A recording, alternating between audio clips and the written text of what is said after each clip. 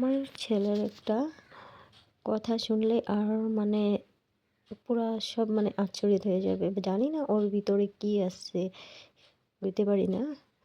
তো আমি কি করলাম, সকাল সকাল ঘুম থেকে উঠে আমি বাসি কামগুলি কইরা তারপর ঘর এগুলা মোছামুছি কইরা কি করছি, আমি বাথরুমে গেছিলাম।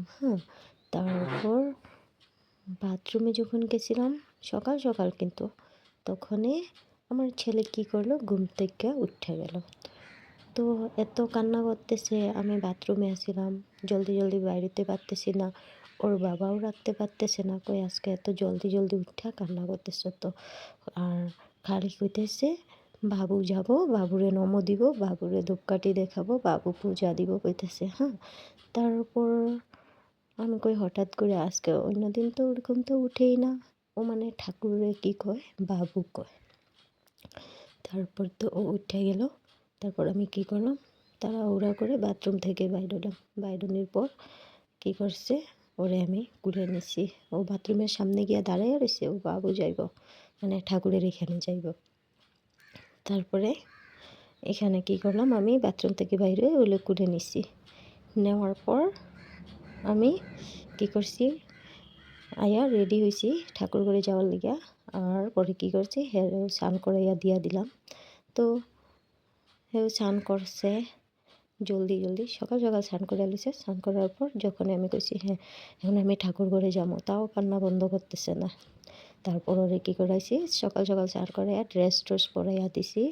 তারপরে ঠাকুর ঘরে নিয়ে গেছি। তারপর ওর কান্না শেষ হয়ে গেছে।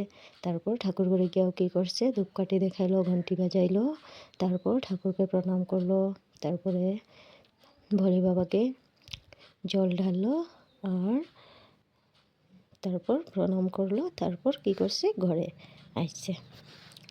তো এমন দিন এমন কাণ্ড করে না, জানি না ওর ভিতরে কি যে আছে ভগবান জানে, ওরকম জানি কেন করে, কেন এত ভালো পায় ঠাকুরের পূজা করতে, মানে ঠাকুরের প্রতি ওর বহুত একটা আছে।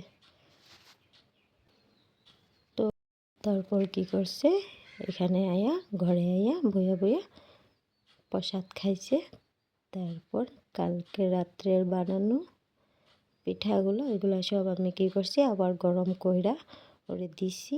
আর আমরা সবে মিল্লা কী করছি, পিঠা, পায়েস, দই চিরা, ওগুলো সব আমরা খাইছি। আর একটা জিনিস কিন্তু ভালোই হয়েছে, পৌষ সংক্রান্তির দিনকার কিন্তু সকাল সকাল উঠতেই লাগে। তো কী করলো, নিজে নিজে উঠে গেল, ঠাকুরের পূজা করতেছে, এগুলো মনে হয় স্বপ্নে দেখতেছে। তো স্বপ্নে দেখে কী করছে, উঠে গেল। তো ভালোই হয়েছে।